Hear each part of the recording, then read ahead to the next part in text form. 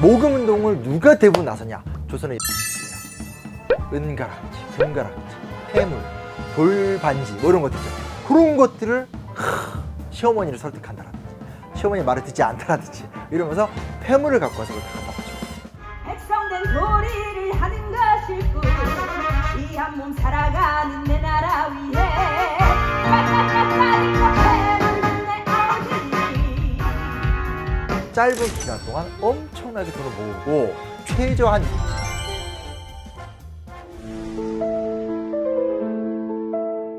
예전에 기억나세요? 그 태안반도에 기름 넘쳤던 거? 그 사건은 너무 충격적이었잖아요. 막 기름이 넘쳐나고. 근데 더 놀랬던 건 다 가서 우리가 닦아서 해결을 했잖아요. 예. 아니 진짜 하다못해 뭐 이렇게 돈을 모아서 그 수건도 성금으로 마련하기도 했고 그 몇백만 명이 이제 그 참여해서 닦아서 그걸 다 정리했잖아요. 근데 사실 한국인들한텐 그게 익숙해요. 그렇죠? 그게 정말 대단하다고 우리끼리 막 하긴 하지만 그래도 뭔가 나라 일이 세웠었을 땐 함께 이렇게 좀 달라붙어가지고 뭔가 좀 해결하는 문화는 우리한테는 낯설진 않은 것 같아요. 근데 그때 외신 보도 보셨어요? 난리 났었어요. 어떻게 한국 사람들 정말 저 인간들 뭐냐? 미쳤냐? 왜냐면 그 시기 때 멕시코만에서 한번 큰 그 기름 사고가 났었거든요. 거긴 그런 게 없었어요. 우리의 바다는 살아났고 그들의 바다는 죽었었던 이유가 뭐냐? 사람들의 힘인 거죠. 제가 그 얘기를 왜 하냐? 그 이야기에 역사적 원인이 있습니다. 역사학이라는 거 결국 세상에 존재하는 게 어느 날 갑자기 터지지 않았다는 거예요. 이 역사라는 것은 단순한 어떤 인간 존재의 일반성이 아니라 그들의 어떤 공동체적 확신, 그들의 어떤 역사적 경험이 하나의 문화가 되는 현상, 이런 걸 추적하는 거거든요. 근데 그 경험의 시작점이 어딜까? 그게 1907년 국제보상운동이거든요.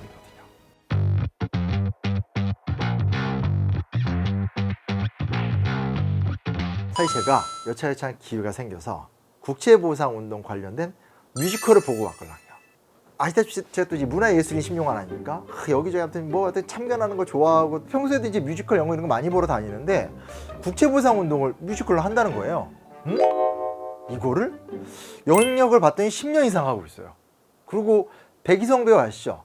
저희 때 이제 캔이라고 유명한 가수였죠. 네, 아주 그 백이성 가수님이 나오셔서 또 주연도 맡으시고 이런 작품이 있습니다. 그 작품의 이름이 기적소리라는 작품이에요. 시작하자마자 기차 소리가 납니다. 경부선이 만들어졌다는 얘기가 나와요. 그리고 작년 우리가 전쟁에서 이겼어! 막 이러면서 이제 일본이 어떤 그런 근대 문물을 막 소개시켜주고 이런 게 묘사되면서 이야기가 시작이 되는데 흥미로웠어요. 왜냐면 실제로 우리가 학교에서 역사 공부할 때 되게 재미없게 공부하잖아요. 1904년 경부선, 러일전쟁, 암기 끝 되는데 실제로 이제 그게 아니라 러시아와의 전쟁에서 맞서 싸우기 위한 한 수단으로서 일본은 조선에게 동맹조약을 강요했고 그 과정 속에서 경부선과 경의선을 놓거든요. 그래서 본토에 있는 일본군이 경부선과 경의선을 통과해서 평양과 만주 일대에서 러시아군과 싸워서 승리를 거두거든요. 그러니까 기차라고 하는 하나의 수단인 경부선은 그냥 관념적으로 봤었을 땐 아주 놀라운 근대의 교통수단, 오늘날의 스마트폰에 맞먹는 역사의 변혁적 도구이지만 한국인들에게 현실로서의 기차라는 것은 전쟁의 승리의 산물이고 그만큼 일본이 강하고 니들은 안 돼. 어떤 일본인이 조선인들에게 확실하게 절망감을 심어주는 그런 매개체였었거든요. 그걸로 시작을 해요. 우리가 뮤지컬을 보면서 느껴지는 바는 뭐냐면 생생한 거죠. 이 사람들이 야 일본이 대세인가 봐. 우리는 안 돼. 이 또가 대단하대. 이렇게 간단 말이에요. 그런 정서를 뮤지컬의 시작에 싹 묘사를 해요. 왜 이리 늦었느냐? 경부선이 들어섰다고 승급이가 하도 내가 뭐라 했었느냐? 환심 살라고 철도 놓고 하는 게 다 저놈들 심부라 하지 않았더냐? 근데 거길 가서 놀다 와?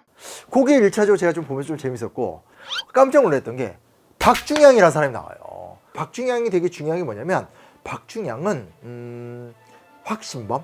그러니까 무슨 말씀 드리고 싶냐면 이완용 같은 사람은 뭔가 해보다가 안 된 절망형이에요. 엘리트였는데 독립협회에 실패한 다음에 이또한테 붙어가지고 나라 팔아먹은 스타일? 뭐 그런 사람도 있고 송병준 같은 사람은 완전 노골적인 성공형. 내가 잘 되는 게 중요해. 그막 가가지고 막 싸바싸바하고 이권 탈취하고 전쟁 앞잡이하고 이런 식으로 접근하는 게 이제 송병준 형 스타일이라면 박중양은 확신형이에요. 이게 되게 무서운 게 뭐냐면 확신형은 조선이란 나라는 너무나 저열하고 너무나 이 유교적인 구습에서 벗어나고 있지 못하기 때문에 조선 안 돼. 좋든 싫든 일본이 된답니다. 일본 봐. 메이지 유신이라는 근대화를 성공했고 세계 넘버 2로 분류는 러시아와 싸워서 이겼어. 우리는 일본과 협력을 하는 걸 통해서 살아남는 길밖에 없어. 뭐 이런 식의 생각인 거죠. 셋 중에 누가 제일 무서워요? 저는 박중양이 제일 무섭다고 생각해요. 절망한 사람은 희망을 보면 일어날 수 있고 성공을 추구하는 사람은 우리 스스로 성공을 해나갈 때 협력할 수 있어요. 제일 무서운 게 확신형이거든요. 우리는 안 된다. 그 나중에 반미특위 끌려 나왔었을 때도 다들 변명하거든요. 뭐 이광수는 뭐 그렇게 될지 몰랐다 막 이렇게 변명하고 다들 변명을 하는데 박중양은 변명 안 해요. 나는 상황상 그럴 수밖에 없었고 그렇게 된 게 당연하다고 생각한다. 그러니까 세상이 바뀌어도 안 되는 거야. 그러니까 지금 저는 이제 부관 참시가 아니라 이 돌아가신 분 어떻게 부활을 좀 시키셔서라도 보여드리고 싶어요. 보십시오. 일본이 없어도 우리가 이렇게 잘했습니다. 좀 확신형들이 그게 문제야. 근데 거기서 확신형 친일파를 딱 등장시키면서 이 국채보상 운동이라는 것이 얼만큼 절망적인 상황에서 시작됐는가가 딱 드러나요. 내 일본 제국을 따르라. 고아라 조선의 병폐 고고한 척 똑똑한 척 알량한 자존심 내세우니 이것이 조선의 운명을 가르쳐. 핵심 주제는 국채보상 운동을 다뤘다는 거예요. 근데 국채보상 운동하면 우리가 모금 운동 이렇게만 기억하니까 그래 뭐 모금했겠지 뭐 실패했을 거 아니야 이렇게 좀 되게 단순하게 이야기하는 경우가 있어요. 근데 누누이 말씀드리는 거지만 역사는 결과론적으로 접근하면 안 돼요. 실패? 가장 성공한 운동이 사실은 저는 우리 역사의 국채보상 운동이라고 생각해요. 국채보상 운동은 1907년 대구에서 시작이 됩니다. 배경이 된 건 뭐냐면 제국신문이라든지 황성신문 같은 그 당시 민족신문들이 국가의 부채 상황이 심각하다. 1,300만 원이다. 지금은 1,300만 원 정도면 제가 갚아드릴 수도 있어요. 제가 지고 있는 부채가 더 많을걸요. 여튼 간에 지금이야 1,300만 원 하면 이게 큰 부채는 아닌데 당시는 이제 돈의 단위가 훨씬 낮았기 때문에 그 당시 1,300만 원이면 대한제국 1년 예산 정도가 돼요. 그러니까 사실은 국가 예산 정도의 국가 부채를 썼던 거고 뮤지컬에서 이제 메가타라는 이름이 딱 나오는데 이게 뭐냐면 일본이 들어와 가지고 하나하나 이제 소위 말하는 우리나라를 지배하는 전략을 펼치는데 일단은 이제 상인들을 동원해서 개항장에서부터 시작해서 내 집까지 들어와서 장사를 하면서 단순하게 군사적으로 점령하는 것이 아니라 일본의 어떤 제품이나 일본의 공산품에 조선 민중들을 길들여지게 하고 조선에서 자생적인 산업이 발전하기 전에 상권을 침식시키는 뭐 이런 식의 어떤 전략을 펼치게 되죠. 그 다음에 들어갔던 게 토지점탈과 산업점탈이에요. 그러니까 쉽게 말하면 토지를 사들이면서 어떤 그 일본인 지주들을 배출하게 한다라든지 가장 결정적인 것이 이제 결국은 산업을 침탈하는데 산업 침탈이라는 게 사실은 돈을 빌려주는 거거든요. 차관을 빌려주는 거예요. 물론 지금 우리나라가 현재도 외국 돈을 받아서 쓰는 경우가 많아요. 민자 고속도로도 있고 투자를 받아서 하는 경우도 있고 근데 그거는 우리나라가 확고한 경쟁력을 가진 상태에서 외국 돈을 빌려서 쓰는 게 유리하다라고 이제 생각을 하면서 프로그램을 진행하는 거니까 외자를 쓴다고 해도 크게 문제가 되진 않죠. 근데 그 당시에는 빨리 개화는 해야 되고 빨리 근대 국가는 돼야 되는데 현실적으로 돈이 없는 거예요. 이게 단순히 쉽게 고종의 잘못으로 몰아갈 수 없는 게 이미 기본적으로 이 근대화된 일원화된 조세 시스템이 갖추지진 않거든요. 전근대 국가는 기본적으로 그게 없어요. 그러다 보니까 이 조세 지도의 한계가 많았고 재정 상태가 굉장히 취약했었죠. 근데 근대화를 해야 되니까 고종이 할 수 있는 방법은 계속 돈을 빌리는 것밖에 없어요. 돈을 빌려주는 나라는 또 일본밖에 없어요. 그러니까 일본 돈을 빌리고 뭔가를 해나가면 그만큼 또 빚이 쌓이는 그 상태에서 메가타가 들어와서 야 니네 돈으로는 안 돼. 백동아? 야 백동아 사람들 받지도 않아. 그런 거 있잖아요. 막 짐바브웨에서 그 빙수 하나 먹으려면 1억 뭐 8천만 달러, 식사 한 개 먹으려면 3억 5천만 달러 뭐 들어보시잖아요. 그렇죠? 그런 것처럼 우리나라 조선화폐가 딱 그 꼴이 돼버린 거예요. 그러니까 이제 마지막 단계. 니네 돈으로 안 되니까 일본 제1은행권으로 너네가 그냥 화폐 개혁을 하자. 그러니까 쉽게 말하면 일본의 민간은행에서 발행하는 돈이 우리나라 공식 화폐가 되는 거예요. 그 점정을 딱 끊어요. 그 메가타 얘기가 또 뮤지컬 앞에 딱 나와요. 이런 상황이 되니 정말 국가적으로 이제는 진짜 망하는 게 정해진 상태가 되는 거죠. 그래서 이거를 제국신문과 황성신문에서 보도를 한 거예요. 그래서 우리 이 기적소리 뮤지컬에 나오지만 대구갑부 서상돈이 자기의 상당한 자산을 쾌척을 해요. 그래서 이제 소위 말하는 의연 모금운동이 시작이 된 거예요. 황제 폐하의 근심 깊어지고 백성의 나라 위태로우니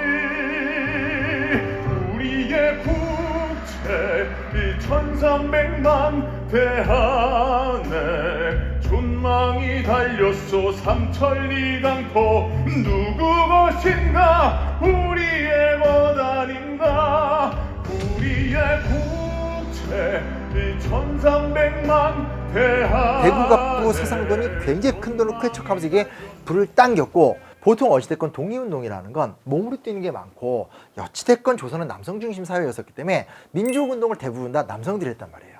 근데 모금운동은 나라 사랑하는 마음만 있으면 할 수 있죠. 그러다 보니까 모금운동을 누가 대부분 나서냐? 조선의 여인네들이에요. 최초로 한국 역사에서 여성이 등장했다고 얘기를 해요. 정확한 얘기입니다. 은가락지, 금가락지, 폐물, 돌반지 뭐 이런 것들이죠. 그런 것들을 시어머니를 설득한다라든지 시어머니 말을 듣지 않다라든지 이러면서 폐물을 갖고 와서 그걸 다 갖다 바쳤거든요. 그래서 이 당시 이제 모금액을 갖고 액수의 양을 갖고 말은 많지만 어쨌건 최저 한 26만 원에서 최대한 260만 원까지 뭐 설이 여러 가지가 있어요. 근데 어쨌건 간에 짧은 기간 동안 엄청나게 돈을 모으고 여기서 굉장히 어떤 그 저력을 보여주게 된 거죠. 그 이야기가 이번 뮤지컬에서 탁탁탁 다뤄지게 되는 거예요.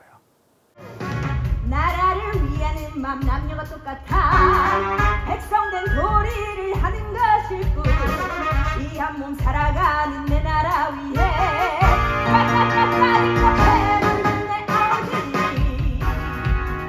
위에 실제로 되게 중요한 게 뭐냐면 이게 놀란 거예요. 일본이 야 큰일 났다.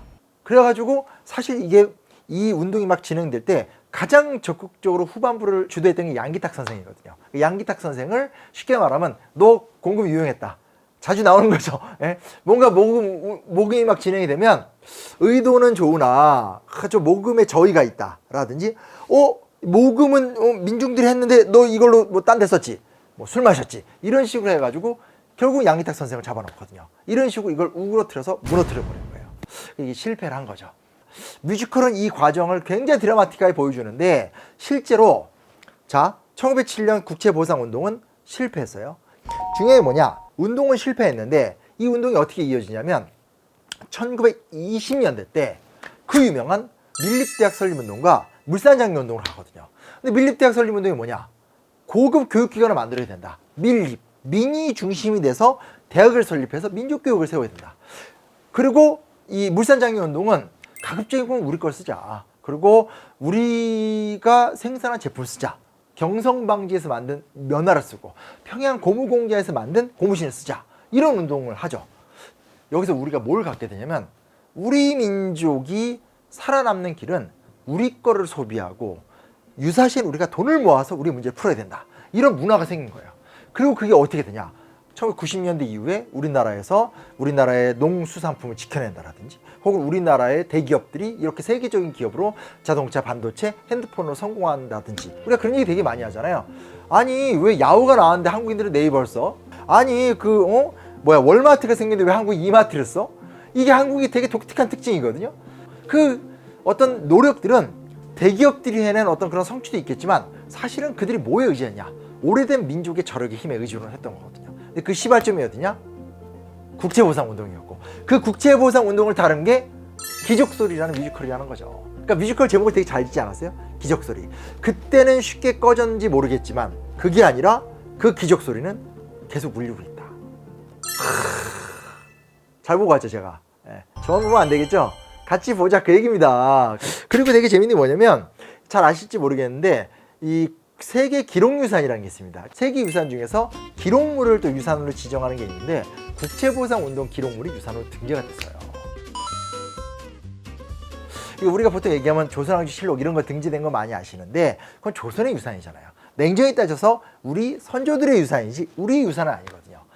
실제로 지금 기록유산 된 게 새마을운동 기록물도 기록유산으로 등재됐고 5.18 민주화운동 그 기록물도 등재됐거든요. 이런 거 뭐예요? 산업화나 민주화를 상징하는 거죠. 근데 국제보상운동 기록물에 등재가 됐다는 것은 우리가 한국이 일제강점기 그리고 대한민국으로 이어지는 지난 100년이 연속된 이야기다. 그리고 이것이 끊어진 것이 아니라 절망의 시대 때 희망을 꽃피웠고 그 희망이 오늘날 민주공화국 대한민국에서 이루어졌다라는 것에 대한 아주 중요한 기록물이고 근데 그게 뮤지컬을 만들어졌다. 재밌겠죠, 그죠? 그래서 같이 좀 봤으면 좋겠어요. 그래서 제작 PD님이 이런 말씀하셨어요. 누구든 무대 위에 주인공이 될 수 있는 걸 보여주고 싶다. 기생도, 백정도, 학생도 나라를 위해서 활동했었던 시절에 대한 이야기다. 지금의 우리도 그러한 용기와 연대를 좀 다시 떠올려 봐야 되지 않을까. 그러니까 사실은 안중근 의사 같은 어떤 그런 정말 고독한 영웅이 문제를 풀어가는 것도 있지만 저는 이런 뮤지컬들이 많이 만들어져야 된다고 생각하는 게 우리가 모두가 영웅일 수는 없잖아요. 하지만 평범한 사람들이 힘을 모았었을 때 힘이 발휘가 되고 그게 영웅적 이야기가 되는 거죠. 작품이 이제 좀 그런 모습들이 좀 뜨고 있고 이게 제가 이제 뮤지컬 봤는데 실제로 음악이 좋아요. 이게 또 음악이 들어가면 사람이 마음이 바뀌지 않습니까? 근데 이 음악을 그 멜론, 벅스, 애플뮤직, 유튜브 뮤직 여기서 다 들어볼 수가 있습니다. 이 또 뮤지컬을 보고 와서 듣는 음악의 또 재미 이런 것들을 좀 느낄 수 있는 또 장점이 있어서 이런 좀 느낌이 있다는 걸 좀 말씀드리고 싶고요. 이게 이제 아시다시피 이제 뮤지컬은 1년 내내 하지 않습니다. 이게 무슨 영화 같은 게 아니에요. 그래서 아무리 잘 나가는 뮤지컬들도 다 이렇게 탁 하고 쉬고 하게 되는데 이번에 또 2025년 6월 27일부터 29일까지 KTNG 상상마당 대치 아트홀에서 4회 공연을 진행하죠. 저는 봤는데 또 보러 갈 거고 저희 연구소에서 이렇게 홍보를 한다는 얘기 뭐겠습니까? 미래님들을 위한 좀 선물 이런 것들도 있기 때문에 좀 그런 우리 이벤트 게시판 같은 거 좀 살펴보시면 좋을 것 같은데 어떻게나 제가 앞에서 이렇게 쭉 얘기한 거 들으면 아시겠죠? 이게 그냥 재밌는 뮤지컬을 이렇게 보자 이런 얘기가 아니라 의미 있는 뮤지컬을 보자. 의미도 있는데 재미도 있다. 진짜 재밌거든요. 저도 갑니다. 또 같이 보고 그때 만나면 같이 사진도 찍고 했으면 좋겠습니다. 자, 뮤지컬 기적소리 올해도 또 합니다. 많은 분들 기대해 주시고 시간 내어주시고 함께 보면서 국제보상의 의미를 그 기적적인 소리를 같이 느꼈으면 좋겠습니다. 그때 봐요.